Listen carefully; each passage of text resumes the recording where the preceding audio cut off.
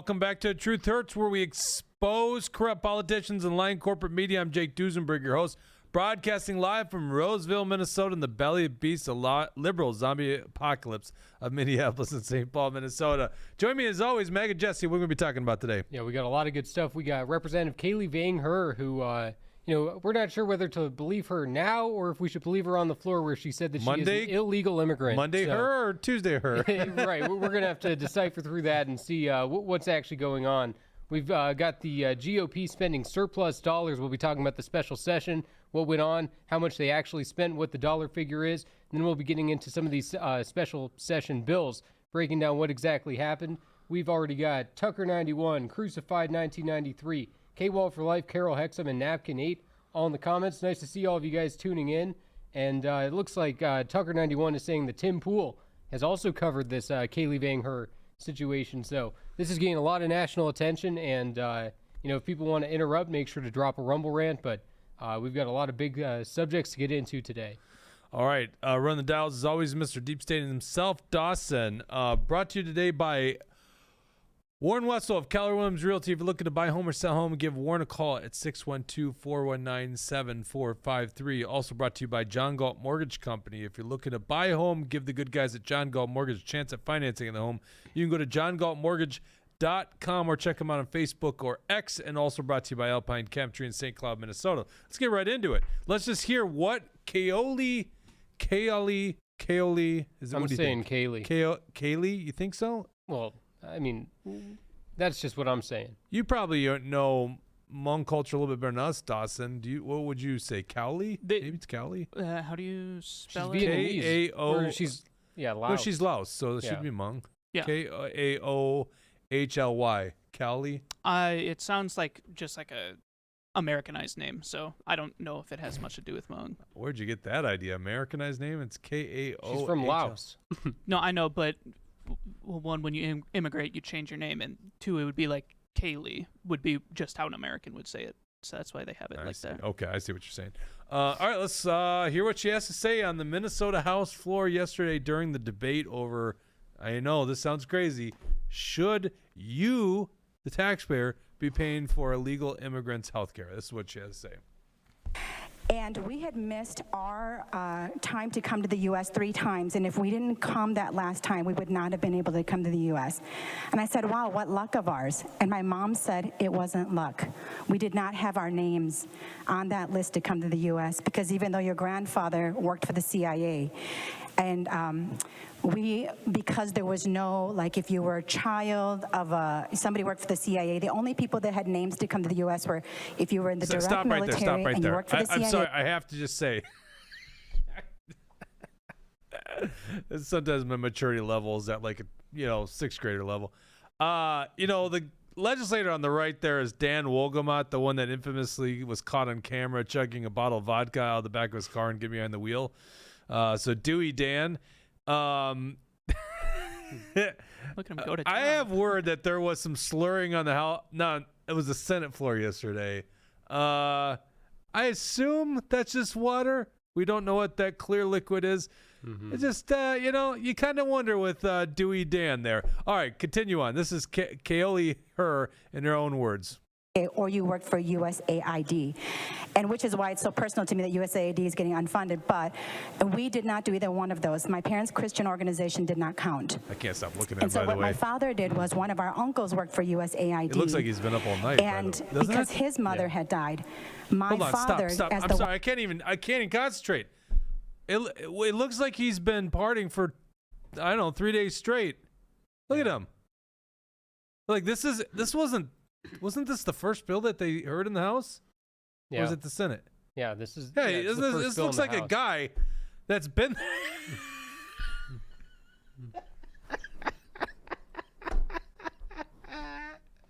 Oh, look, William's in our comment section. Good to see you, William. Dewey Dan. Okay. By the way, also ends up voting for giving your taxpayer. How do the people in St. Cloud feel about that? Giving your taxpayer money to people that don't belong here. Okay, getting back to the subject matter at hand. Kaylee Her, this is what she had to say. one processing the paperwork, put my grandmother down as his mother. Forged a And so document. I am illegal in this country. My parents are illegal here in this country. And when we were fleeing that situation, Okay, never now one back up time did my just so you can hear her again. Those are her own words. We're not taking anything out of context here. I think this went semi-viral yesterday. Those are her words. Play it again. mother. And so I am illegal in this country. My parents are illegal here in this country. Okay, And we're when we not were like making this up. That is literally what she said. Now, this is KSDP Channel 5 on the scene yesterday covering the marathon session. First of all, this was about the illegal immigrants. I hadn't seen this until I saw this reporting. Jesse, this place, the A2 there, Dawson. This is so funny to me.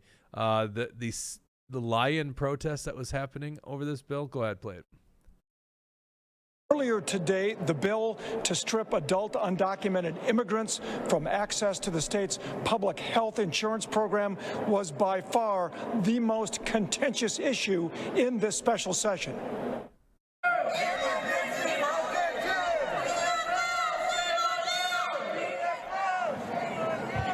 This was the scene outside the House chambers just as the debate over immigrant health care was starting. DFLers being criticized for striking a deal with House Republicans to end access to the Minnesota Care Program. That extended to the House floor where a DFL lawmaker mocked a Governor Tim Walz slogan about fighting for a unified one Minnesota. This ain't one Minnesota. This ain't one Minnesota. This ain't one Minnesota. Representative Perez Vega, you are out of order. Order in the chamber. What this bill does is God. it limits Minnesota care coverage for undocumented non-citizens. This is about being fiscally responsible. Republican Jeff Backer. Hospitals Well, are they got him freaking so out. trained to even use their language these days. Undocumented. I think he caught himself. Undocumented. Well, he does it multiple times in the speech. They just went to the first time he did it, but I mean, I'm pretty sure he speaks a couple of times, and none of these Republicans can be consistent in their language. And you're right; they're totally adopting the Democrat talking points. All right, by saying undocumented. So Kaoli Her does end up. Let me get back to this. This is A3 Dawson. So she's got her clarifying comments. This is once again KSTP's response. So we got a Rumble Rat from the Libertarian Party of Minnesota. Interesting. Yeah, let's see here. Libertarian Party of Minnesota gives a $5 Rumble Rant. We appreciate that. It says, at this point, idiocracy is looking more favorable than where we're headed. And, at this point, maybe you're right. I'd rather have a Terry Crews governorship than Tim Walz. And these Republicans and the Democrats, there's a uniparty that totally passed through a bunch of crap. We're going to get into some of the specifics, but on this one, the Libertarians are 100% right. I actually was thinking about that very thing this last weekend. As we are getting more advanced as a civilization with AI, the idea of idiocracy becoming true is less because it looks like we'll become more intelligent beings in the sense that we're interfacing with technology that's far beyond the computing powers of the human brain. Yep. However, if it wasn't for that, I think we are going down the road of idiocracy, which is based off of the fact that well, go watch the movie. If you don't know what idiocracy is, go watch the movie. Right, and Tucker91 says, we already have a wrestling legend as POTUS, which, Trump is the only president in U.S. history to be a WWE Hall of Famer. So, if that's the direction we're going in. But, it's, based on what we're seeing at the state capitol, these people are a bunch of jokers. These people are clowns. And there's very few conservatives in that building. Yeah. Okay. All right, let's go to the what do we got? A4. I'm sorry, the A4 Dawson. Now this is Callie Her in her own words. This is off of KSCB's coverage. leaves their country unless they have to leave that country. Those comments sparked questions on social media about whether she can legally vote or serve in the legislature, and even calls for her arrest. Rep. Her sent a statement that reads in part, "My parents are citizens, and so am I. This clickbait directly contradicts the empathy and understanding I sought to foster, and instead fueled anti-immigrant narratives with falsehoods." Now, GOP Representative... Okay. Oh, we got to hear what Walter has to say on another issue. Honest to God. It's her own words.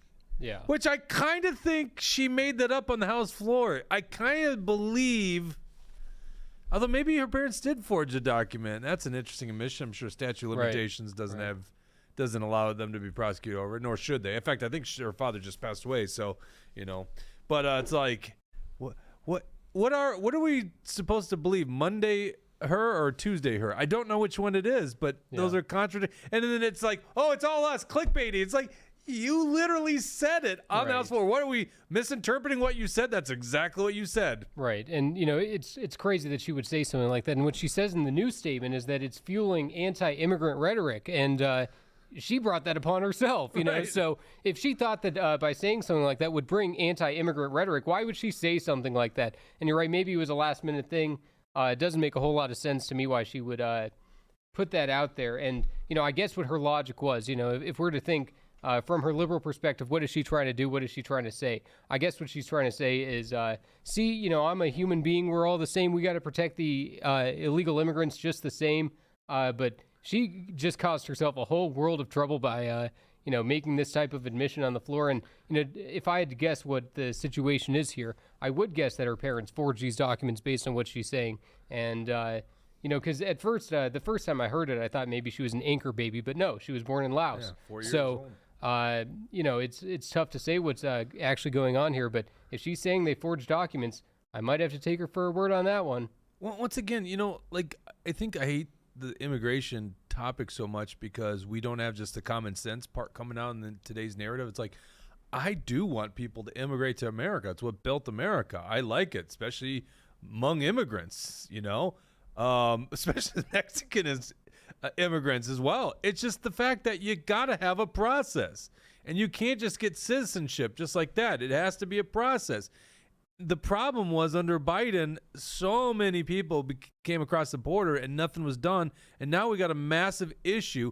And it's like Trump can't do anything right on this issue. And I don't even know if we'll get into California right now, which is an insane story. I don't know if there's anything for us to add. Everyone else is covering the thing. But I'm up in, northern Minnesota, joining the cabin, watching California fall to pieces. Or I should say L.A. fall to pieces.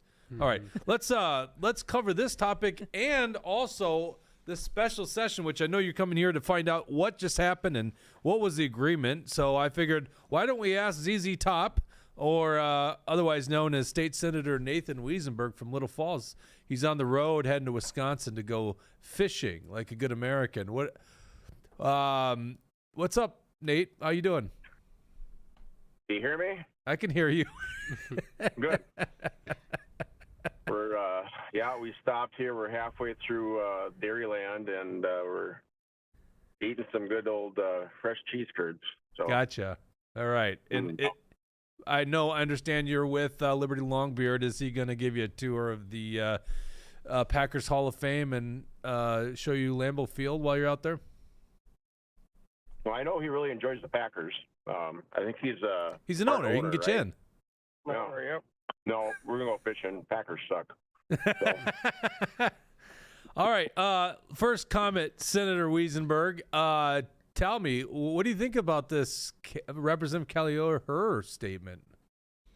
Well, when I first heard it, I thought it was pretty hilarious that someone would be on the House floor saying that they're an illegal immigrant, admitting that. Now, like we've speculated over the last day, well, is it true? Was she just saying that to get people riled up or whatnot? But when I heard it, I did report her to ICE right away. So, did you really? Yeah. Did they get back to you? No. You just give them your name, you give them their name, you say what's going on. I just said she claimed that she was a House rep and she's an illegal immigrant, and that's illegal to be a representative if you're an illegal. So you should probably go pick her up. All right, Dawson, I'm putting it right now on the A5. This is the Minnesota Constitution, Article 4. And so Article 4, Section 6 says qualification of legislators. Senators and representatives shall be qualified voters of the state and shall have resided 1 year in the state and 6 months immediately preceding election in the district from which elected. So an illegal immigrant cannot be a qualified voter of the state. And so therefore, ipso facto, even though it doesn't specifically say it, at least there, it does say that you need to be a citizen because otherwise you wouldn't be able to be a qualified voter state. Right. So actually, I never thought of that. I guess if you're a felon, so would Nicole Mitchell be not qualified if she's a felon because she's not a Well, I think qualified felons have voter? the right to vote in Minnesota. What's that? Felons have the right to vote in Minnesota, right? Once you finish up your Yeah. But I'm incarceration. saying if she's currently not past her, like if she's in prison, right? Yeah. I never well, thought yeah, of you that. can't vote while you're an inmate. Right. Well, but can you vote as a legislator? Yeah, I don't know. Boy, we're gonna find out real soon, aren't we, on that one? What do you think? Do you believe Monday her or Tuesday her on this in this statement? Well, I don't know what to believe, but I do think it was kind of interesting. Like you said, that was really early in the day, and Whiskey Plates looked like he'd been out on a bender all weekend long. Holy crap. He was rough. But, Dewey Dan Whiskey Plates. A, B, C, D, or F. That's an inside joke. Anyway, her did say late last night, though, too. Someone found a picture of her. I thought about calling her representative her, she, her. Right. Well, it's interesting because there's a her in the Senate who's a he, so sometimes we have to say the he, her, or the her. So, yeah, it's confusing. Sorry. But there was a picture of her voting with her parents and saying, look, this was last October or whatever. She was out with her parents and they were voting. And so if in fact her parents are illegal, she also posted a picture on Facebook or Twitter of her voting with her illegal parents. Oh, man. Oh. So yeah, I don't know. I guess we'll find out when it's, who knows, maybe it's just to get people riled up. But at any rate, elected officials, if she's lying, she shouldn't be saying that. I've got a question Yeah. for a legislator. You might know this better than like anybody else would. When it comes to the immigration process, my sister became a citizen just recently because she was adopted forever ago. If you go and you take like the oath and you do the whole immigration process and then you're like officially a U.S. citizen, but they go back and they find like a document or two had incorrect information on it, can they go back and be like, can they strip you of your citizenship for something like that? I don't know. Oh, that's interesting. I am the wrong person to ask for that. I don't know anything about immigration law. Okay.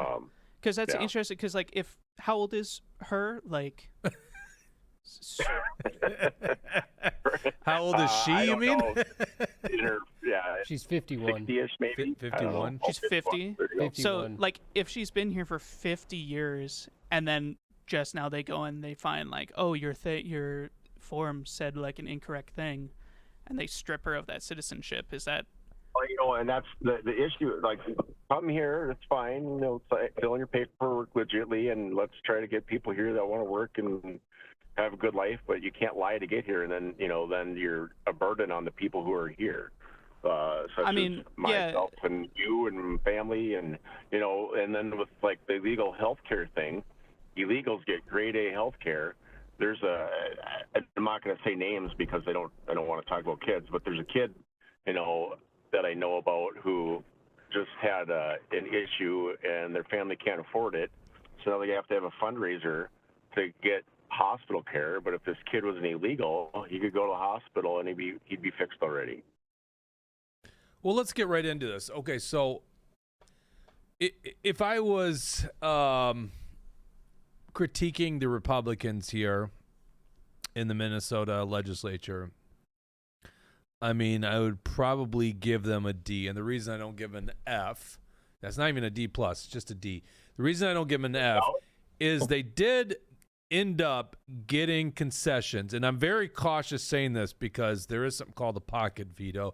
And I don't know if people know this, but Tim Walz does lie. He's not an honest man. So even though Hortman and Aaron Murphy did vote to pass the ending of the illegal adults getting health care on the taxpayer dime, Tim Walz could still pocket veto it, right? So essentially, well, no, because there was the provision within the health bill that required that bill be passed, and but it was passed. We're going to get into it later on when we get into the special session bills. But I am convinced that there is still a loophole for illegal immigrants to be getting free health care in our state. Yeah, but hold on, it did pass. Yeah, but what if it's pocket vetoed? Yeah. Well, so I don't know where it is, but there's a poison pill in there somewhere where you can't veto it.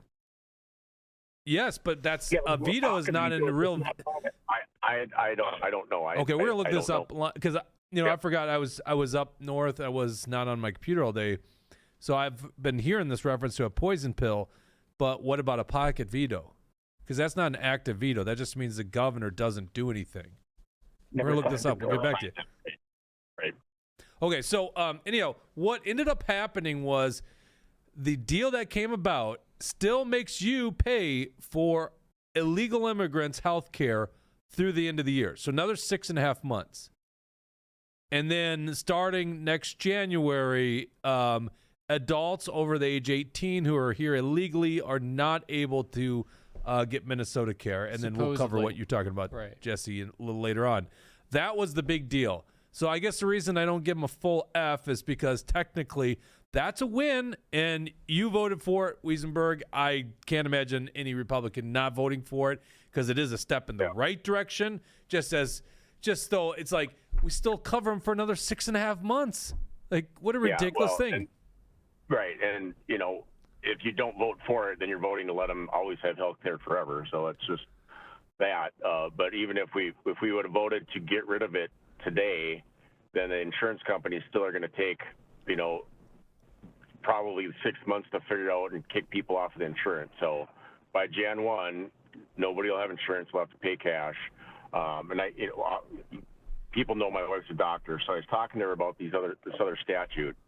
Doctors have to give care. So yes, an illegal may get care, but they're going to get a bill. Now, whether they can pay it or not, we don't know. But if someone comes into my wife's clinic and they're missing an arm, she has to provide care. She can't say, "Well, what's your legality status?" She can't do that. I don't even care about the legality status of it, or that she has to. It's right, like we're just humans. We're going to help somebody that's in need, right? But that's what I'm getting into. Is that's the statute that's there that can't be revoked. Like, so she would help them, and then for the illegal, we send them a bill. Now, if they can't pay for it, we're going to pay for it, but we can't not help them. So what do you do? Then I guess you send them a bill and you deport them. I don't know, but I can't remember the name of it, but there's an oath she took, and she has to do that. Yes, but the Hippocratic Oath doesn't have anything to do with the reference statute, and we're going to get into that in a specific article here. But okay, all right. So here's why the Republicans who are like the Walter Hudsons of the world are patting themselves on the back, acting like they did some great service to us, and I'm guessing Wiesenberg, you don't feel that way. Like, I think this was an abysmal failure, and I don't just mean that the fact that we didn't get the work done on time, and then we had to have a special session. But it's like this is the budget, and you're not going to hear this anywhere. I swear to God, you're not going to hear this anywhere else. The only time you'll see a chart like this is the next economic forecast in I guess it'll come out in December, but it'll be about November, the November forecast from the state economists. You won't see this because legislators, they never give you these numbers. We have to dig in. We have to look at the worksheets to get it. But pull up the document here, Dawson. This is what the GOP DFL state budget looks like. This is something that you probably don't know right now because they have not told you this, but there's technically a $7.3 billion budget surplus. Right now, cash on hand, or at least by the end of the month, $7.3 billion. That should be coming back to you. That's thousands of dollars that could come back to you, to families all throughout Minnesota, which would be very tremendous in helping us, pay for the inflated costs that we see. The revenues are about $64.5 billion, and expenditures that just got voted in are $66.4 billion. You guys see a problem here? That's $1.9 billion that GOP and Democrat legislators are overspending in the next biennium. Did you hear them tell you that? They want you to pat them on the back. They are overspending. They're reckless. Now, that leaves $5.4 billion. They're going to continue putting $3.2 billion in a rainy day fund called the budget reserve. that just literally is money not in your pocket, not with our businesses for no rainy day, because rainy days will never come unless they need to go steal that money to pay for some kind of deficit. And then that's still, even with that money being robbed and taken out of your pocketbook, and even with increased spending, there's still $1.9 billion in a surplus at the end of this biennium, which is 2 years from now, there'll be another $1.9 billion. They never, from what I could tell, argued and negotiated to give that money back to us, the taxpayers. Like Wiesenberg, you were in caucus meetings. You've been around the Capitol. Was this even something that was discussed? Why was there no push to give back the surplus to us? Yeah, that was never discussed nor brought up, and I would say that probably over half the representatives and senators weren't even made aware of any of these things. And people are like, "Well, why don't you know?" Well, there's a lot to know. I mean, there's 5,000 bills that I'm not reading through all of them, but there's lots of things to do. I can't go through everything. You'd hope that people who are in charge of these committees and taxes and stuff would be telling you this, but they don't. So you got a few people that are in charge of what's happening, and most people are kept in the dark. Oh man. Okay, so I've got Tim for Liberty. What's the alternative? Go into shutdown. Shutdowns don't do shit. Everyone gets back pay anyways, and leads to worse deals. GOP only has a tie in one branch of the legislature. I love the fact he does this, because Dawson, pull up the B2. This is kind of in line with the argument I just saw on Twitter this morning. I think most people get it when I tweet this stuff out. But this is the Intersect. I don't usually respond to, accounts that aren't real people, but actually in this case, this person was actually sound like they had some coherent thoughts, so didn't seem just like a troll. Hold on, let me pull this up real quick. So, of course, Wednesday Walter, go up to the top here. Wednesday Walter wants to take me on again today on Twitter. That's where he hangs out all day long. Says, by all means, vote out every Republican in Minnesota and get what we deserve. The issue I have, when I get into politics, I just don't like lies. I don't like double talk. And so I'm scanning Twitter this morning, and I see Minnesota House Republicans go, last session, Democrats blew an $18 billion surplus and raised taxes on Minnesota families. And I'm just thinking, you guys just spent the surplus, and you didn't give it back, and you didn't even revoke the taxes that the Democrats spent. I hate the double talk. But this the Intersect, I think explains the thinking that goes on up at the Capitol, and certainly with people that are, cheering on the people at the Capitol. He writes, what more do you suggest the GOP do without a majority? And I write back, they should have put a line in the sand that they would not cement in the DFL trifecta's new spending and given back the surplus. No budget passes without GOP support. You guys understand that? They can't pass a budget because Minnesota House is tied 67-67 Republicans. So in other words, to pass a budget, Republicans have to vote for it. Mm-hmm. This would have given Minnesota families thousands of dollars back. I think it would have shown the Republicans stand for the priority of giving money back to the taxpayers, not increasing the government. And the Intersect, and this is the telling thing, and I'm only reading this because I think some other people think this. I don't think your plan was realistic. It would have resulted in a government shutdown that would have been blamed on the GOP and hurt their chance in the next election. There's no way the DFL would have accepted your deal. The GOP played the hand they were dealt. That kind of losing mentality is exactly why we're in the predicament we're in. Yeah, well, so before I forget my thought, people say that like, well, that's just what we have to do. We have to continue to lose forever. Do you think Minnesota's in a great spot where we're the next California, rather than shortening our chain 2 links at a time, we're just shortening it 1 at a time? No, we got to stop. You stop taxing, shutting down the government. I said, let's shut down the government in the podcast I did with Jeremy Munson. And then the DFL is like, look what Senator Wiesenberg said. If we shut down the government, then you can't go to state parks and you can't renew your driver's license. Ooh, okay. So I can't go to a state park. Well, guess what? I could still go to a state park. I just don't have to pay for it. So there's money savings. I couldn't get my driver's license. I could still drive. And if I got pulled over, the cop would be like, well, the DMV is shut down. Okay. Well, that just proves I don't have to pay for my driver's license. Mm-hmm. Yeah, well, So yes, I mean, we have 6 roads. Well, then it can be done privately.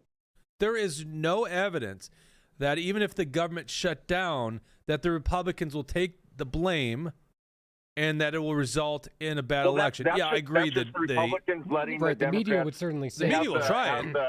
have the say again. How about we come out and we put out the message, Democrats, it's the Republicans' fault. No, look what the Democrats did. They spent all your money. They burned Minnesota down. Tim Walz killed tens of thousands of people. He shut down businesses. He's still putting a noose around our necks. Blame everything on them. I just said that in 15 seconds. Right. And when you have the truth on your side, it doesn't matter what the media is going to be saying because you can confront those lies with the truth. So the Republicans could have had these hardline conservative negotiations, especially in the House because they had the speakership and a shared majority. But instead, they decided to cave and work with the Democrats, work with Walz, and sign a crappy deal when they could have negotiated a lot harder. Yeah, well, and I would just say even simpler that Republicans stand here to give your money back to you because Tim Walz and the Democrats overtaxed you. And we were willing to stand here and put our foot down in the sand saying, we want you to get your money back. That is a popular view. So first of all, the problem that these guys have is there's no evidence that in a year from now, actually a year and a half from now, any voter is going to remember the shutdown the prior year, and that's what they're going to vote on. That's just a ridiculous statement. That is one of the fallacies that the establishment always wants you to believe. Here's the opposite of that. I would argue people will remember the fact that Republicans stood for them and got them thousands of dollars back. They might actually reward you at the next election for doing that. And then the idea that this isn't realistic, it's very realistic. Guess what? No budget passes without Republican support. And this was the problem. Let's not forget, at the beginning of the session here, what was the Republicans' plan? What was the budget that they were putting forward? $66.6 billion.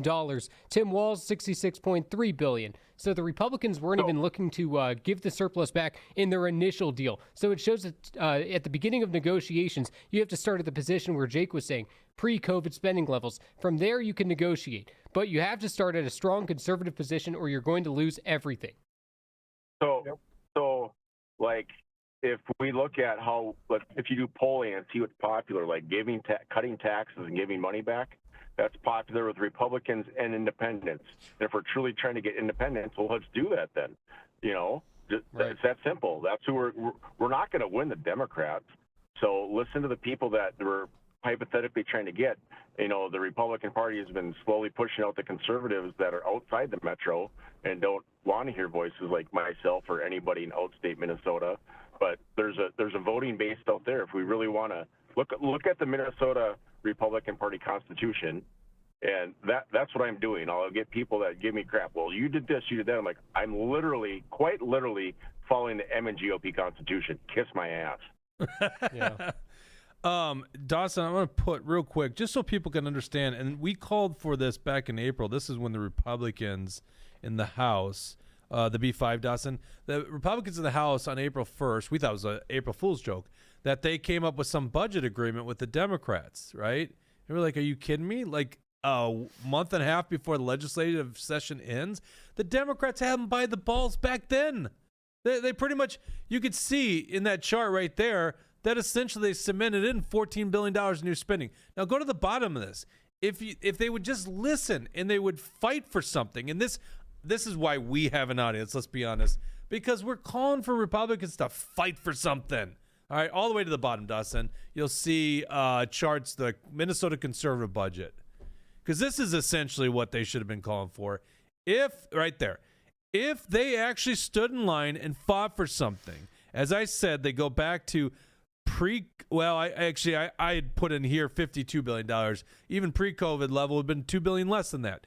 But if they would have just fought for $52 billion in spending, which just means they go back before the DFL trifecta, and they don't continue robbing us of that $3 billion in cash reserves, that gives $19,000, sorry, 19,000. It's in millions. $19 billion in a surplus at the end of the 2 years. You know what that means? The Minnesota government could give each taxpayer $7,720 back. Dawson, you're an average guy.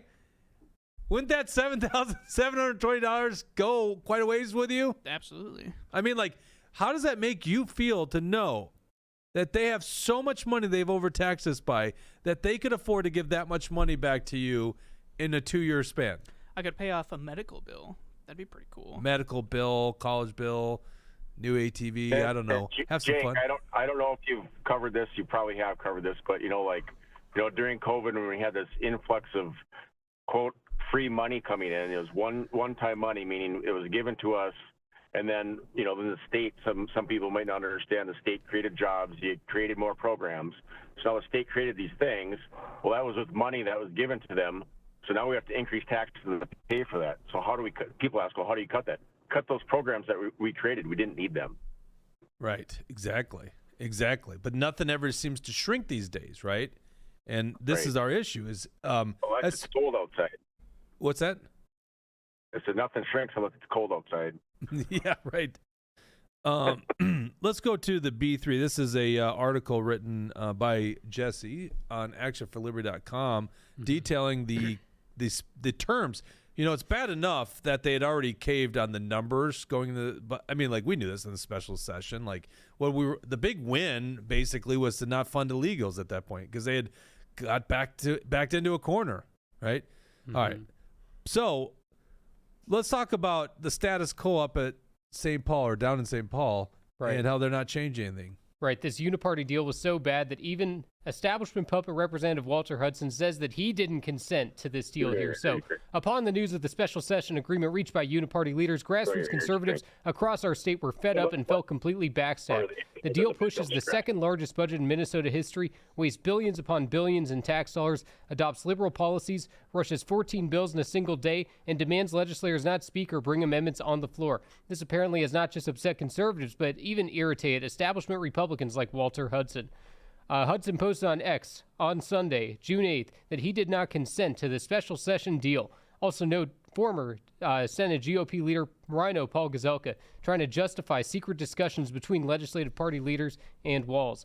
Easy to say when you used to be one of the select uniparty members in the room. So here you can see Hudson says, I spoke to a mainstream journalist recently who worked in multiple states. They shared that they've never seen a state that does the things that Minnesota does, where things are resolved behind closed doors for special session. This is not what, quote, democracy looks like. Paul Gazelka then says, private meetings among adversaries is important when trying to find an agreement neither side wants. It's not a bad thing. Leaders have to explore risky compromises. Reagan and Gorbachev, Reagan and Tip O'Neill, Gingrich and Bill Clinton, etc. So you can see Paul Gazelka thinks he's one of those guys. When Gingrich and Bill Clinton had to compromise or work together, there was a budget surplus. I think that's interesting to note. Right, yeah, exactly. That's a good point. Yeah, maybe Gingrich actually knows how to negotiate. Yep. And then Walter says, sure, couple of differences here. One, the legislative leaders who need the vote, these are legislative leaders who need the votes, not chief executives too.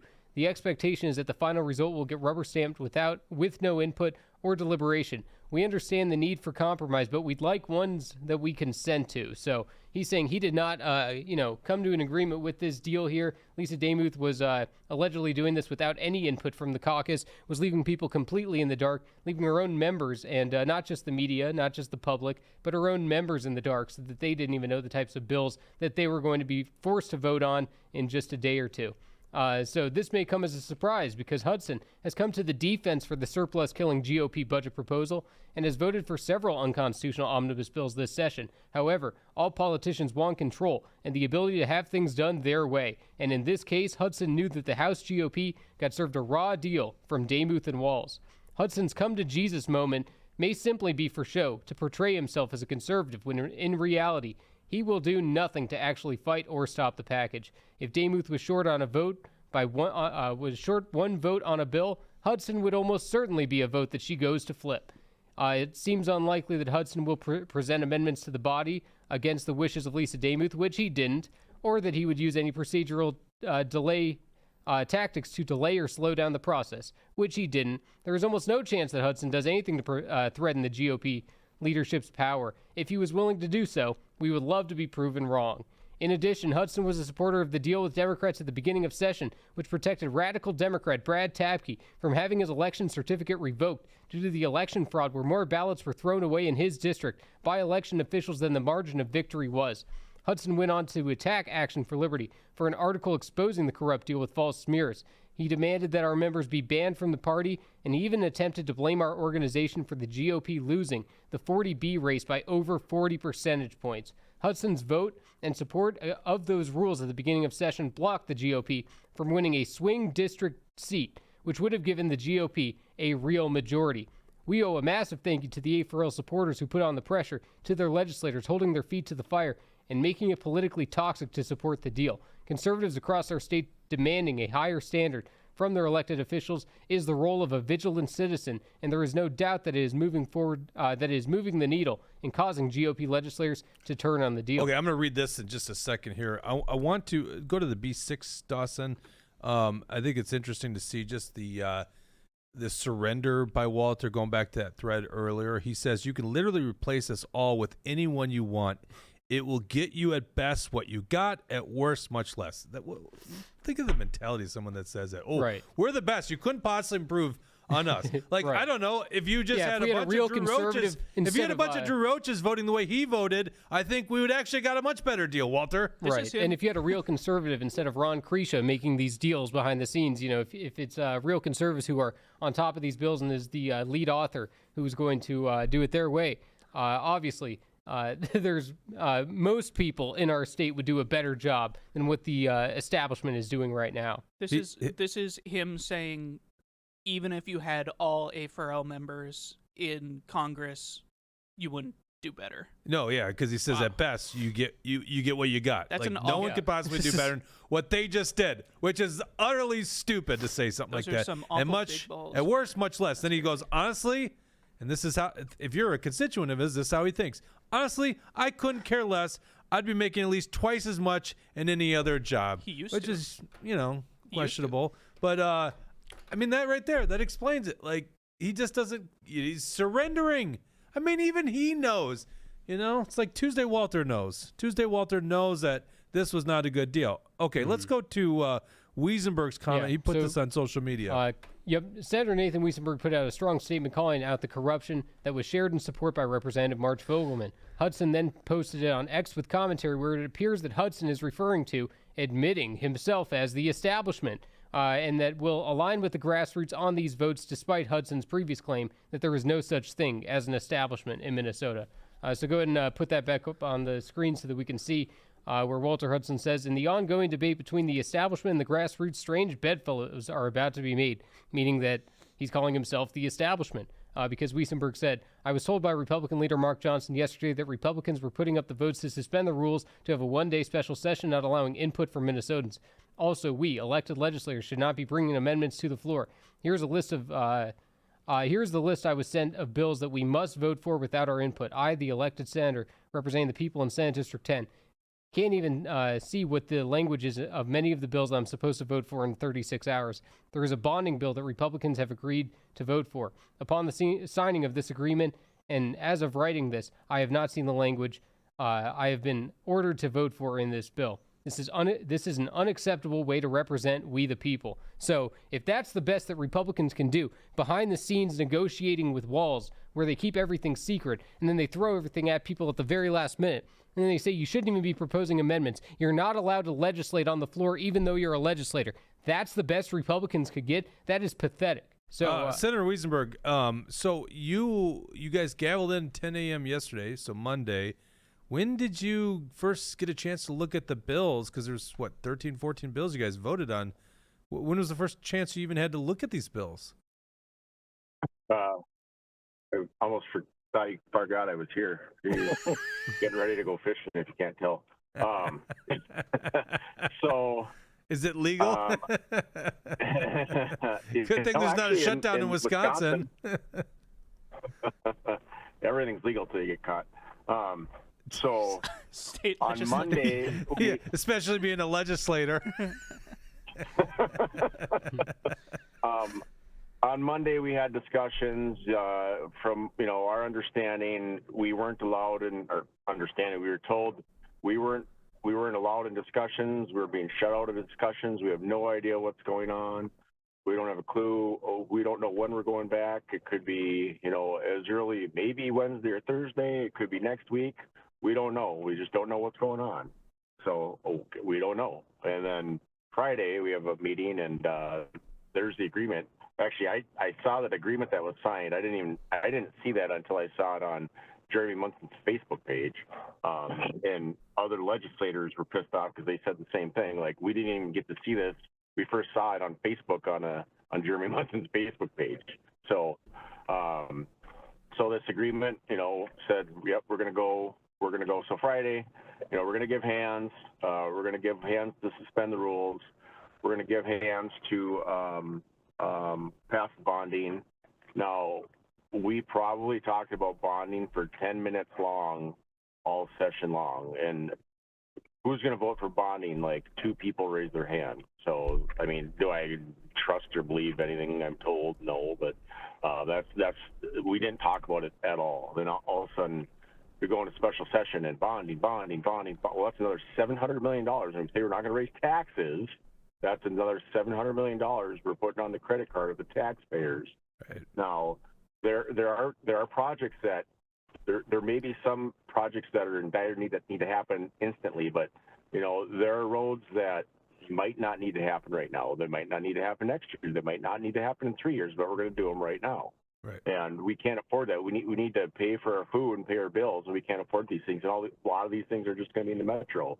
So anyway, we're told this, and the agreement says that Mark can't vote for any amendments. So I was only on the call for about 10 minutes because I logged off because I was going to just explode. Like, I'm done. I'm not going to hear this. I'm not voting for anything. You don't need to tell me what's going on because I'm not voting for it. So the conversation was, well, we signed an agreement that we're not going to bring any amendments to the floor, and I logged off. And then apparently then a bunch of people did explode and got mad. Well, you can bring them, but they're not going to pass because Mark agreed not to vote for them. So then I got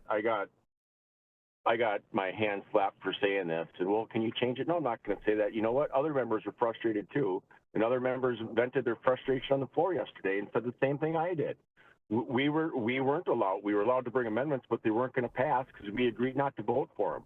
And then, well, it's Paul Gazelka's fault because the agreement that I signed was one that Paul Gazelka signed back when he was in charge. So you signed something and didn't know what it was. You knew exactly what you're doing. We got a crappy deal. A good deal would have been no more boys allowed to play in girls' sports. That would have been a pretty big win for Minnesotans because like 70% or more of Minnesotans think that's a bad thing. And we say we're trying to get, if the Republican Party saying, well, how do we get some of these independents to come our way? Well, that, or how about we don't fund taxpayer abortion? That's like 80% of people think that we shouldn't fund taxpayer abortions. So, yes, the things I said on there, like people said, well, I've never been ordered to vote for anything. I didn't say I was ordered to vote yes, but the problem is I have to go vote on bills I haven't read, and that's what you asked. Yeah, so when was that available to you? Some of those bills were available, I guess, throughout the week. Some bills, there were 4 bills that. No, it could have been during the week. All it came to an agreement. What was that? Thursday or Friday? Well, Friday. So after that, I asked my LA to send them to me. So I didn't get them sent to me till like late on Saturday. I got 10 of the bills. Couldn't see the bonding bill yet, and a couple of the other bills. I didn't even know what was in the final bonding bill until about 20 minutes before we went on the Senate floor to vote for it at midnight last night. So that's crap. And that was my frustration is, okay, if we're going to do this, I need to give me a week to read through the bills to figure out what's going on, but they don't want to do that because they don't want outside input, and we had no outside input. We had non-legislators making these deals. It was funny because one of our members like, well, who did that? Jason? Why was Jason Rarick there? No, it wasn't Jason Rarick. There's different Jason. So we got non-elected officials making the deals for us. That's a bunch of crap. That's not how legislation works. And one thing that was interesting, and this is why I messaged it, not that it's going to change how Ann Rest votes or anything, but she did call it out late last night at like 1 o'clock in the morning. At least she said, at least in the tax committee, we had open meetings and we had input, not like everyone else did. I don't think that's right. It isn't right. And I will agree with the Republicans on that that's not democracy and it was done wrong, right? So we got a Democrat, Ann Rest, saying the way that these deals were made was wrong and they shouldn't be behind closed doors. People should have input. And that's the problem is I didn't have any input. I didn't know what was going on. Many legislators didn't know what was going on. Well, these meetings were happening. Why weren't we having caucuses every day to tell us this is what's happening? Well, the reason is they don't want our input. Right. Another Democrat senator on the floor there, Nick Friends, he had said that the Energy Bill Committee was not public, not because of what the Senate was wanting, but because of the House. So, it's a problem when all these bills are, in secret and not being open to the public. And even Erin Murphy, in her press conference following the session, what she said was that when she was asked about why these meetings were not all personal, were not all public, she said that it was about personal style of the committee members and the committee leaders. I mean, what a joke. It's about personal style, whether or not you have transparency. If you could go back to the last day of session, the regular session, during her press conference, she said, we need open and transparent meetings, and this is what we must have. So if you could find that and cut it, and then contrast it to what you just said and put those together. 3 weeks ago, she said they're going to be open, they're going to be transparent, and this is what we're going to do. None of that didn't happen. Wow, good to know. A lot of these deals are being done before. Like I'm a wildlife biologist. I've worked for the DNR. I've had my own wildlife research company. I've been hired by the government to do wildlife research. I know this. This is what I know to do. I had bills. I had the purple paint bill. Brought it forward. It's the most non-controversial bill in the universe. It gives you another way to mark your property, no trespassing. It doesn't increase taxes.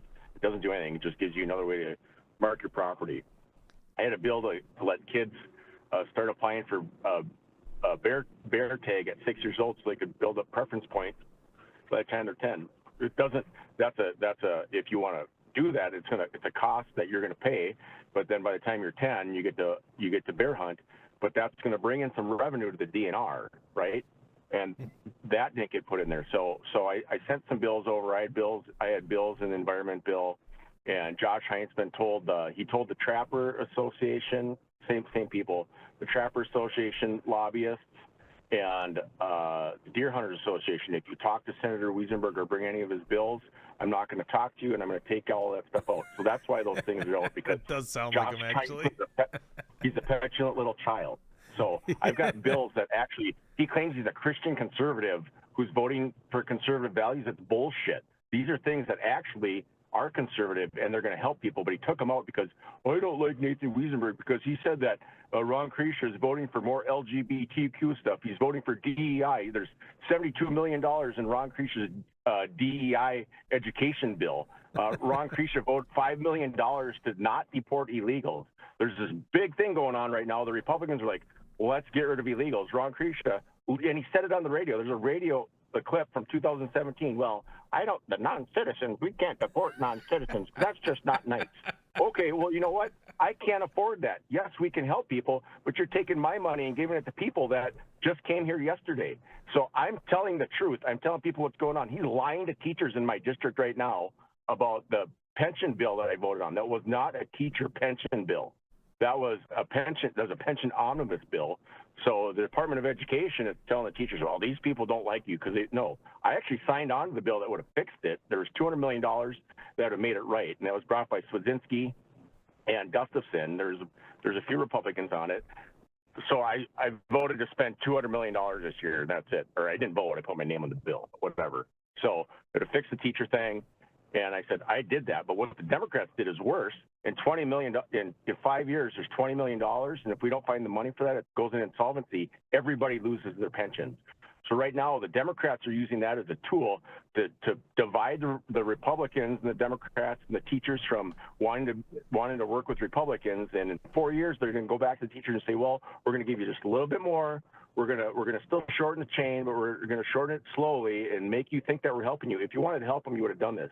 There's so much stuff. If the Department of Education would have wanted to help teachers back when we had a $19 billion surplus, they'd have come to me and said, hey, can you do this? It'll cost $200 million. They didn't do that, but there's 17 people at the Department of Education making six figures, and that's why education is inflating so much. The teacher and student ratio is about the same. The amount of administration is going through the roof, and they're just there making money and bleeding the system dry. Education should be about educating kids, not about brainwashing them and teachers making money, right? So I'm doing the things that I said I would do. I took an oath to uphold the Constitution. I'm doing that. I read the Republican Party Constitution. I'm doing those things. Other legislators aren't doing that. So they get mad at me. Well, people are calling me and complaining. Well, then maybe you should do what you said you were going to do and not lie. Right. I'm doing what I said I was going to do. So buck up and grow a pair of balls. Right, exactly. So, in other words, you disagree with Walter. You think we can do better up there. Yeah, well, absolutely.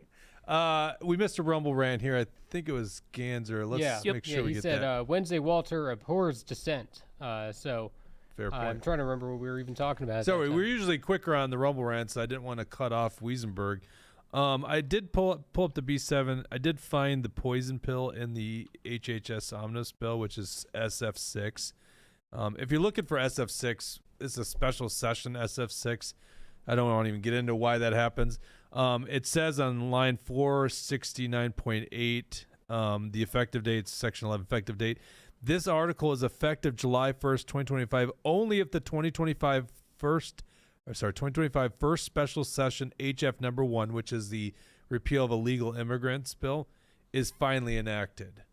So it does sound like they did cover their bases. I'm trying to think if there's any leeway on that, but enacted means that the governor doesn't pocket veto it. He has to sign it into law, which is funny because if Tim Walz is running again, which we don't know for a fact he's running again, if he is, I'm certain that's going to come up in the primary against Tim Walz.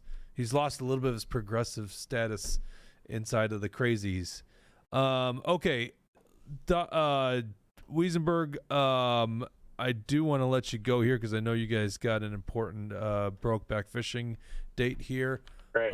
I think the last question I have for you, because the Health and Human Services Omnibus bill, as I just quoted, which spends money, directly to Planned Parenthood, their grants, but also through the medical assistance program, which we have said funds abortion. We have multiple legislators on the House and Senate floor talking about how it funds abortion, but there are many Republicans that voted for this bill. So I guess my question to you is, does SF6, the Health and Human Services Omnibus bill, does it fund abortion?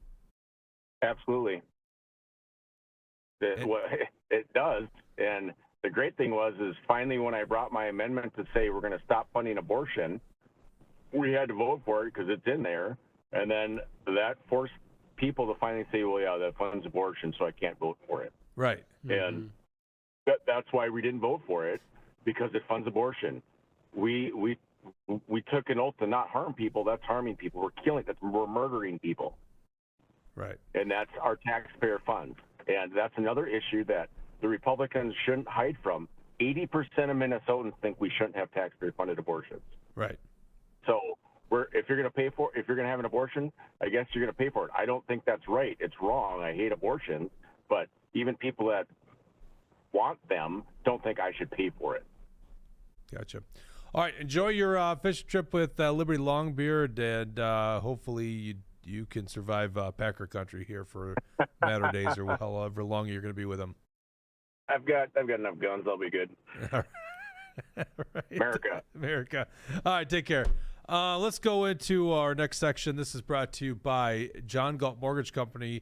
If you're buying a home, go to the good guys at John Galt Mortgage Company. You can go to johngaltmortgage.com and check them out. I mean, honestly, if you're financing your home, unless you're paying in cash, I guess, if you're financing your home, give them a shot. Just go to johngaltmortgage.com.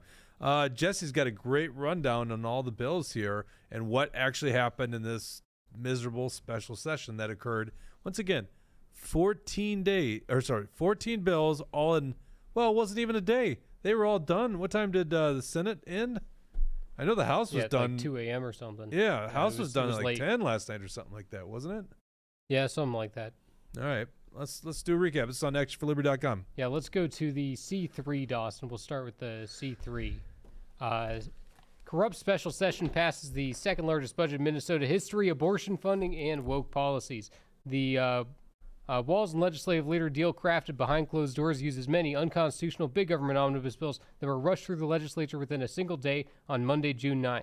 The uniparty deal wrapped up the passage of the second largest budget in Minnesota history and had all kinds of woke policies. The only larger budget passed in total was under the recent trifecta Democrat control. The public, media, and even legislators themselves were left in the dark as Tyrant Tim Walz, Lisa Demuth, Melissa Hortman, Aaron Murphy, and Mark Johnson negotiated behind closed doors. All of these bills remained out of public sight for much of the weekend, and the corruption was so out of line that even establishment puppets like Walter Hudson began to speak out.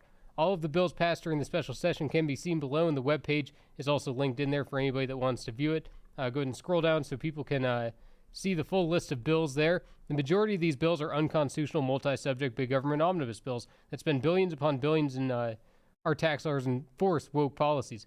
One of these bills was a single-subject standalone bill modifying free health care for illegal alien adults. This was sold as an outright elimination by Republicans and as a win in the deal with Democrats. However, as seen in previous A4L reporting, which maybe we'll get to right after this article, the bill does not complete the job because loopholes still exist for illegal aliens to receive free health care, and the bill was fake for that reason. The bill passed the House by a vote of 68 to 65 and the Senate by a vote of 37 to 30. Democrat leaders and a couple of swing district Democrats in the Senate joined Republicans. And so you can see the votes there. Due to the volume of the bills that were passed during the special session, we're going to give a breakdown of a few of the outrageous things that were passed and who voted to pass it. Future reporting will explain other votes. First, let's start with the Health and Human Services Omnibus Bill. This bill tucks away hidden funding for abortion under the guise of medical assistance. Action for Liberty exposure on this topic caused fake pro-life group MCCL to attack us with smears while they cover up for rhinos who voted for the abortion and Planned Parenthood funding. Planned Parenthood is funded through the Sexual and Reproductive Health Grants, which got over $22 million in this bill. This grant program additionally receives $2 million from the Temporary Assistance for Needy Families, so really it's $24 million. Highlighting how corrupt things are tucked into the bills where the average reader would have no idea what they're looking at. Previous A4L reporting exposed how all of this is funded. When the health bill was debated last month during the regular session, when it was numbered HF 2435, 29 House rhinos and 0 state Senate Republicans supported the bill. This time, thanks to A4L pressure and grassroots conservatives holding politicians' feet to the fire, only 22 in the House rhinos voted for this bill. So it was 29 before, it's 22 this time, and I list out all of the rhinos who voted for that bill. Democrat opposition in the House came from their concern on the provision requiring the passage of the illegal alien health care modification bill, as we talked about earlier. Be sure to note that Senator Carrie Heinzman voted no on this bill, while her husband voted yes in the House. This is not the first time that she and Josh Heinzman have voted differently on this question. This bill passed the House by a vote of 73 to 58 and a vote of 34 to 33 in the Senate. So that means that all the Senate Republicans voted no on it. And as Senator Weissenberg had talked about, that's because he exposed that the abortion money was being funded through that bill, and the Senate Republicans could no longer take that vote. Then we go to the K-12 Education Omnibus Policy and Spending Bill. Previous A4L reporting exposed the DEI Center that was going to be funded through the Department of Education, meant to force the woke ideology onto children in schools. Fortunately, pressure from A4L, our supporters, and other grassroots conservatives forced Republicans to renegotiate and strip the funding out of the bill. This removal of the policy is a massive win that was only possible because the grassroots stood up to it. Unfortunately, this bill is still packed with billions upon billions in wasteful spending and liberal policies. Instead of waste being gutted from some of those policies, spending was cut on special education. Minnesota's policy of tampons in boys' rooms was not removed, and there is no line item funding such a proposal, but do not be shocked if that's how some of the big money appropriated is actually spent. This passed by a vote of 97 to 36 in the House and 35 to 32 in the Senate. So go ahead and go back up to the screen so everybody can see the votes on that one. And, of course, everybody can read this for themselves at actionforliberty.com. And then finally, let's look at the Higher Education Omnibus Bill. Woke universities and colleges. Oh, man. That'll happen. I need a break. That's why I always have a coffee here, or water. You know, I actually do have a water. Do you want the water? I need the water. He's turning red. Give it to me. How long have you been doing this show? You never had a water stash here? Well, hold on. Is that open? It's not open. Yeah, okay. That's in case I run out of coffee. If I run out of coffee, I always got that backup water. So apparently, I'm thinking for the both of us. Because, Jesse, you're on a roll there, buddy. And All right. I think I'm back. I feel very bad for you. We got to have a stash of water for you. There's show notes. Yep, we're good. Woke universities and colleges across our state are brainwashing young adults with radical left ideologies and have openly opposed and worked against President Trump's effort to keep men out of women's sports and locker rooms. With Republicans holding control of the Senate, serious negotiations could have been leveraged to ensure meaningful concessions. Universities and colleges should not serve political interests. They are meant to be educational institutions that are supposed to be as self-sufficient as possible. Notably, the University of Minnesota will be given $750 million, despite their high tuition rates that have only been raised in recent years, including a 6.5% increase next year. One item that was missing in the bill was the appointment of regents for the University of Minnesota, which cedes the power to do so then to the Governor Walz.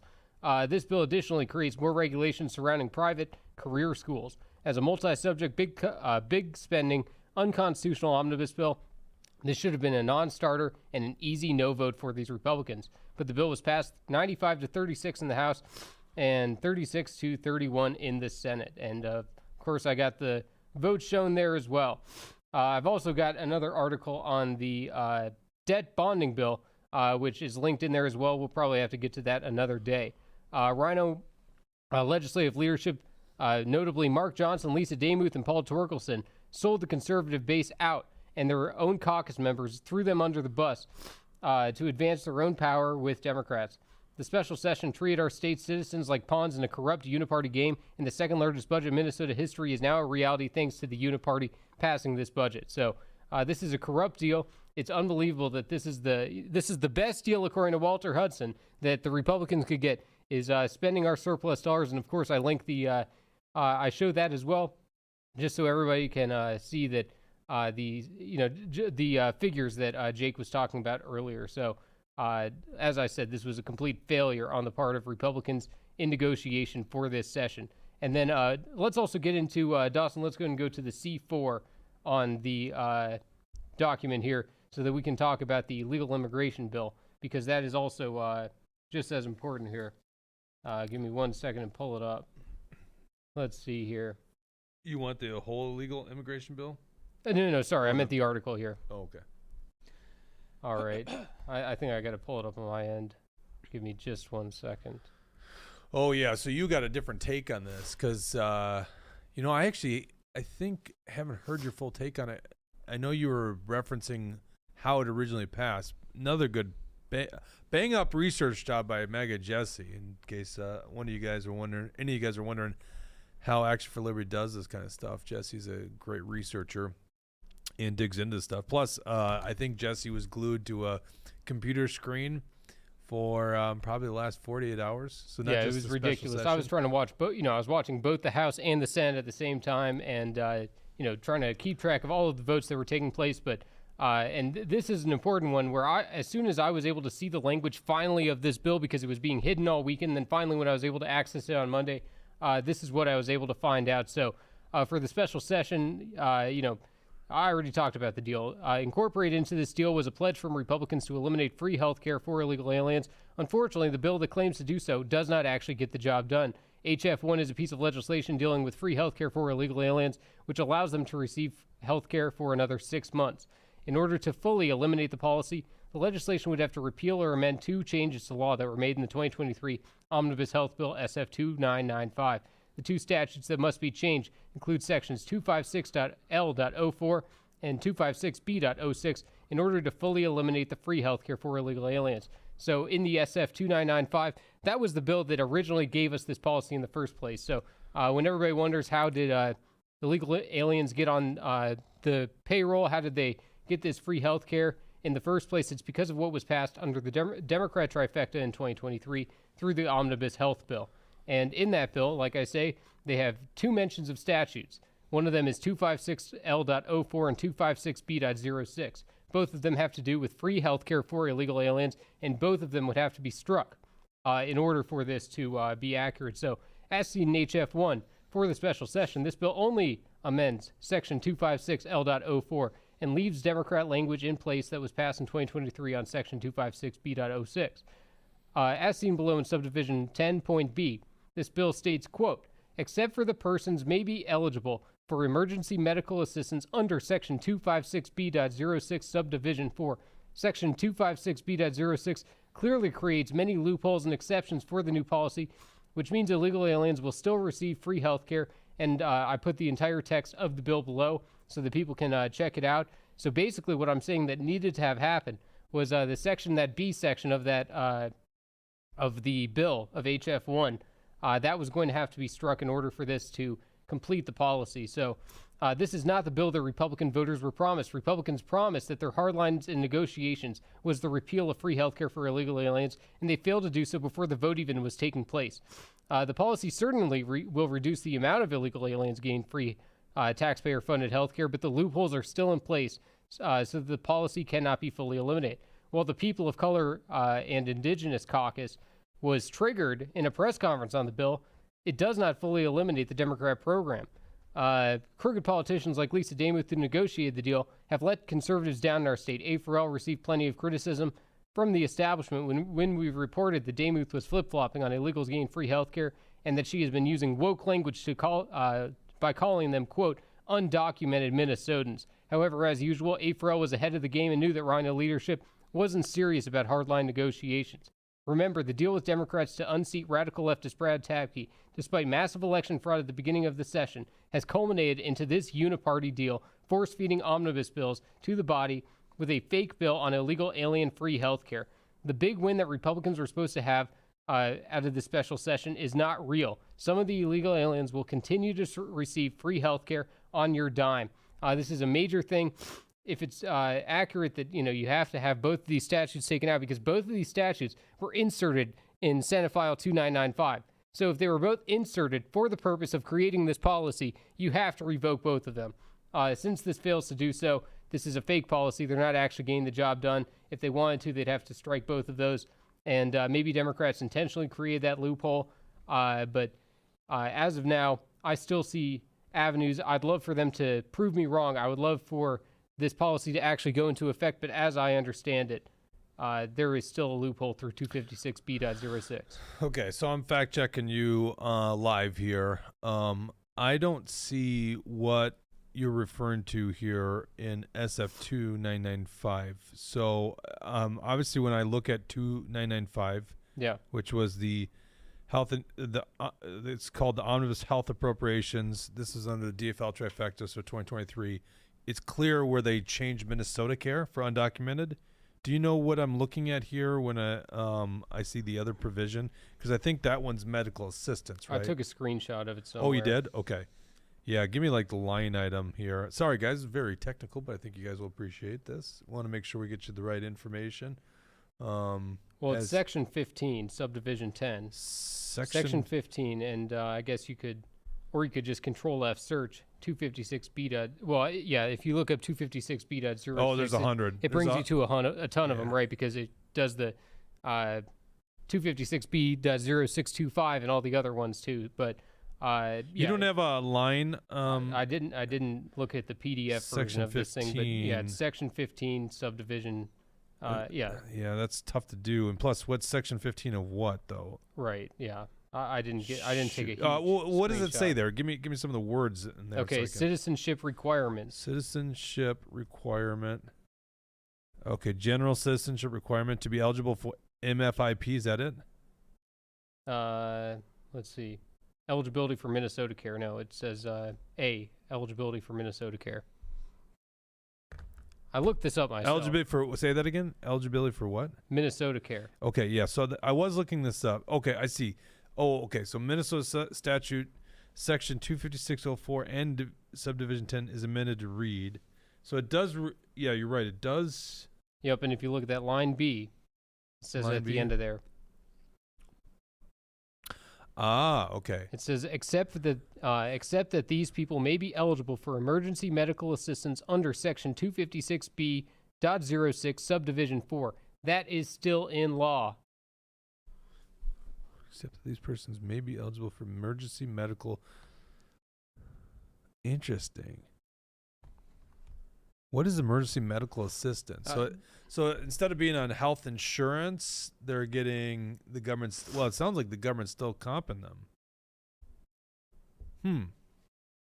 That's a damn good find, Jesse. Yep, and well, I mean, I figured if they're claiming that this is going to be a removal, I might as well as go back and look at the policy of what they actually did. Dawson, I sent you an email of the screenshot so that everybody can see what we have been talking about for the last couple of minutes here, just so everybody can see. This is from SF2995. I just sent you that email, Dawson, and what we'll look at there is that it includes the very line that I was just saying, except that these persons may be eligible for emergency medical assistance under Section 256B.06 Subdivision 4. Do you think it's, as Andy Parrish show says, in Minnesota, no one can be denied care in an emergency room? Do you think that's just because they want to make sure that... and this has nothing to do with the Hippocratic Oath. No, but I mean, like, if you give medical assistance, like, as Wiesenberg said, you have to give it to somebody. And so this way... We got a quick rumble rant. We better get to this one because Brad Gander says, great job, Jesse. Jake, don't ever wait 10 minutes to read my rumble rants again. So, Brad, we're going to jump right on top of it. Oh, you're more important than the senator. I'm sorry, Brad. Jeez. I had one person who was actually coming after me on over this article here because they were saying, what's going on with I see that we lost. So the stream's up. Stream is fine. My computer just frickin' blue screened. Oh God, yeah. I was like, holy crap! Did we just all go down at once? It's just internal in the studio. Yeah. Go ahead. Yeah. But I had one person who was questioning me about this, saying, they didn't create 256B.06 through that legislation. I'm not saying that they created 256B.06. What I'm saying is they reference it within the legislation, saying that is one of the avenues that these illegal aliens can use to get free health care. That section of law is still in place. Dawson, if you could go to the article and actually click 256B.06 and then scroll down to subdivision 4 of it, I can show you guys what it exactly says. It's a big, long legalese statute, but you can see right within it that it's laying out the conditions and the types of things that illegal aliens can get for this free health care. So I don't know. I guess since I can't see on our I'm looking at it on the looking stream at here it or not, but so what Dawson's pulling up here. I see eligibility categories. I'm getting this up as fast as I can. Yep. Yeah. Yep. And it's on that subdivision 4 and citizenship requirements, and it lays out what types of qualified non-citizens can receive Minnesota care. Interesting. And this is a hell of a find, Jesse, honestly. All I had to do was look at the policy where they implemented it. And shouldn't the Republicans have gone and done the same thing? If they want to remove this policy, wouldn't you have to get rid of all of the associated statutes to it? Or do you only have to get rid of half of it to get the job done? I've never heard of getting rid of half of it, getting the job done. I thought you had to do the entire thing. And so, to my understanding, Action for Liberty is the only one that's called this out in the entire state. And it seems as if it's a fake bill. Well, they're definitely off Minnesota care. Well, okay, let's just pull up what the hell the bill even says. I tweeted it out because what's interesting is it's so short you could tweet the whole thing out, which credit to the Republicans on that one. That's all we need is short bills. Dawson, I'm going to dump it in. Or we can just go right to the article again because I've got it linked in there. Yeah, I linked so right short. to the article. Okay. So, yeah, I link right to the bill. So go to the top. Scroll down a little bit. HF1, just click HF1. Okay, there you go. And then, click on as introduced. As introduced right there, current bill text. And all it does is it takes a certain section of law, so this is 256L04. And look at lines 1.15 to 1.19. Right there. Notwithstanding subdivisions 1 and 7, eligible persons include families and individuals who are ineligible for medical assistance by reasons of immigration status and who have income equal or less to 200% of the federal poverty guidelines, except that these persons may be eligible for emergency medical assistance under section 256B.06 subdivision 4.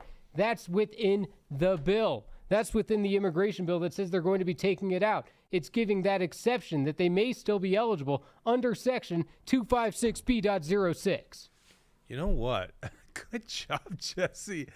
Because in many regards, Jesse. Everybody just believed him. I know, Jesse. The Democrats believed him. You were telling me that. You said, the people of color caucuses, losing their minds over this. And but I'm looking at the bill and I'm looking at what it should be. And I think that these people sold us a scam. What did the Republicans get out of this? So if it's true that this is a fake bill, Jake, I think you're going to have to change your D score to an F for how the Republicans performed. Well, it's even worse. Is there worse than an F? I don't know. Yeah. G? Right. Okay, so there's two programs at play here, Minnesota Care and Minnesota Assistance. Not the same thing, right? Not an expert on these welfare programs, okay? Right. But it does say, so once again, Jesse, good job. I used to do this, right? Up until basically we hired you. That was my job. I got an infamous picture from back in the day where I got, I like to have double monitors, house on this side, sit on this side, and I'd be watching just like you would. I don't do that anymore because, you do it. I remember seeing this pop up, and I just went right to the underline to see what it was added. And you're right, the devil's in the details.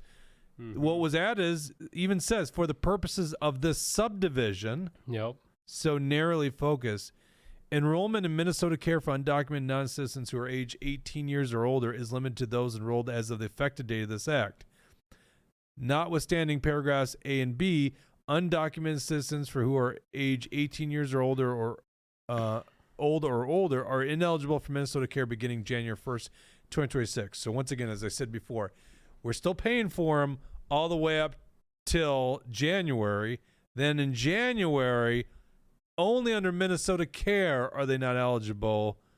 But you're right, medical assistance. And what's the difference here? It's let's see here. Eligible persons include families and individuals who are ineligible for medical assistance by reason of immigration status. But that was changed, right? And who have incomes equal to or less than 200% of federal poverty guidelines. Wait, so they did change that in the. I got to go back here. I think that would be the one thing is what are the citizenship requirements in the old language? Mm-hmm. And I'm looking at SF 2995. Citizenship requirements. Eligibility for Minnesota Care is, and then it's crossed out, limited is available to citizens or nationals of the United States and lawfully present non-citizens defined in code. Okay, so that's only referring to Minnesota Care. I don't see where it says Minnesota medical assistance. That might be the kicker. Medical assistance. Except that these okay, so let me go. Okay, then it goes B. Notwithstanding subdivision 1 and 7, eligible persons include family and individuals who are, and then it gets rid of lawfully present, so who are ineligible for medical assistance by reason of immigration status and who have incomes equal to or less than 200% of federal, except that these persons may be eligible for emergency medical assistance. Wait, why was that not in this bill? Okay, it does say that. Mm-hmm. Guidelines, except these persons may be eligible. Okay, so it really comes. So what is emergency medical assistance? That's under 256B.06 subdivision 4. And then can you go back to that? So I'm doing all this stuff on the fly here. Jesse obviously looked at this more. Yeah, the article. Is that this thing? No. The article. And 256B.06. Just click on one of them. And then subdivision 4, and this is what's. Yeah, scroll down. Yeah, that works. No, that was 1C. Go back. Keep going. There we go. Oh, I see. This one has subdivision in it too. Yeah. That's super clear and very easy to. Yeah, don't you see why everyone knows this stuff? I'm starting to understand why Democrats didn't want to show up for their job in the first half. I wouldn't want to either. Yeah. What is emergency medical assistance? Minnesota.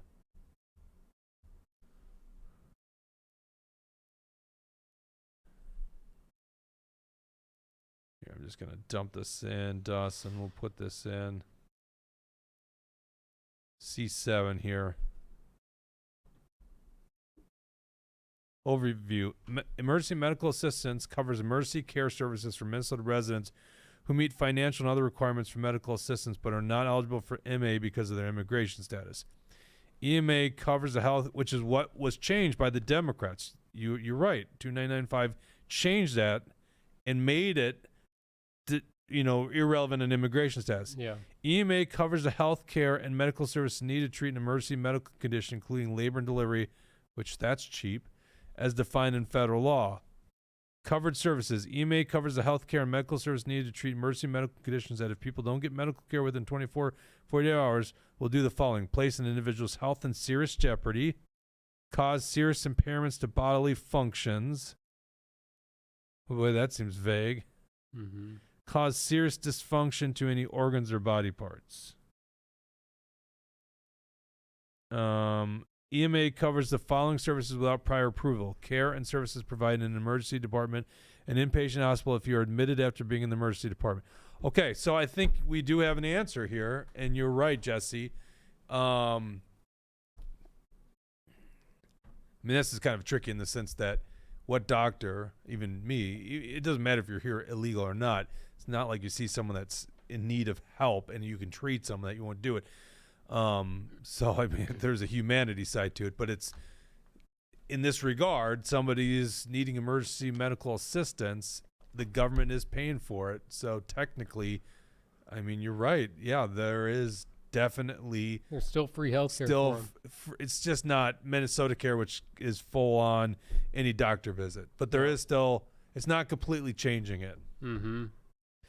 It's halfway there. Very interesting. Well, what are your guys' opinions on it? Should people not be allowed in an emergency room if they're illegal? I mean, on this one, they should be billed. You know, Andy says that we're wrong. It does not cover routine doctor visits, long-term care. Hold on, Jake. You are wrong on this one. Am I wrong on it, Andy? How am I wrong on this one? No, yeah. What Andy's saying here is that it only covers emergency treatment, which is what we were just showing. Yeah, on the well, screen. okay. Yeah, so that's what I'm saying. With that. Yeah, exactly. Andy says emergency rooms should never deny care. I agree with that, right?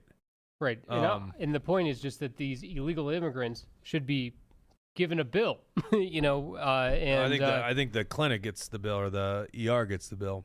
Mm-hmm. That's pretty high up on my list of if my tax dollars were to go to much, saving lives is a halfway decent use of them. Yeah, it's just this is a gray area because obviously they shouldn't be here, right? Entitled to citizens. Yeah, right. They shouldn't be here. We shouldn't be paying for it, but I don't care. In this regard, you're really, I think, in many regards, paying a doctor because what are you going to do? You're gonna not let someone just die. No. It's not like you're Benjamin Netanyahu. You got some bit of ethics and morals. Did you like how I slid that in there? I don't think that there's anybody that's advocating to say that doctors should be forced to turn away people. That's not what that's not what's being argued about. It's about whether or not the taxpayer should be the one responsible for footing that bill. Yes, but then you leave care you're basically making the doctor do it out of their own pocket or the clinic, right? So, but technically, yes, we are paying for ER visits for people that are not supposed to be here. Mm-hmm. I mean, this issue is so. I mean, okay, so I still would say D. Jesse, I'm glad we had this conversation. Fun stuff. Live on air. Jesse and I didn't get to see each other till before the show started, and we had a lot to cover. So this was kind of fun to work together. But, honestly, I give him a D still because the thing that was problematic to me is we are paying insurance for people that aren't supposed to be here, for, routine doctor visits and stuff like that. We shouldn't be doing that. They're fine doing it themselves. I mean, they are here. That's the whole problem with the Biden years is a big flow of people came in here. Now what the hell are you going to do with it? And I think in my mind, this policy incentivizes it, though. The fact that statute is out there, it incentivizes illegal aliens to come here because they say, well, they're going to cover me. They're going to take care of me. Yeah, and here's the other thing. It's for covered services. So, do they fudge this here in the ERs? You know how they always say people without health insurance just go to the ER? Can anything get covered under this? Does it become de facto health care? Yeah, a lot more. I'll just put it this way. There's a lot more exploring on this. But Jesse, damn, that was a pretty good find. Yeah. Say, pretty good find. Let's go to the post show. If you are a sponsor or premium subscriber, we'll be in the post show. If you're not, you can go to truthhurtsnews.com, click on support us. Otherwise, if you're on Rumble, just click on join us on the top. Thank you to our great sponsors, Warren Wessel of Keller Williams Realty. If you're looking to buy a home or sell a home, give Warren a call at 612-419-7453. If you're buying a home, go to the good guys at John Galt Mortgage Company. You go to johngaltmortgage.com. And we're also brought to you by Alpine Cabinetry in the great city of St. Cloud, Minnesota. Rumble Rants, Brad Ganser with a deuce there. What else did we have? We got 2 from Brad, and I think there was another one here. There was definitely one before that. Oh, yeah, I remember the Libertarians. Libertarian Party, Minnesota. Love it. Yep, Libertarian Party. Which I don't think is actually a Libertarian Party. I think it's somebody there. Just giving a Libertarian. A Libertarian that probably tweets for them too. But, hey, respect, right? Yep. Let's go to the post show. We'll be back. We will not have a show on Thursday. We will be back next week. Oh. What else? That's That's it. Yeah. All right. We'll be back next Tuesday. Post show starts in 1 minute. Take care.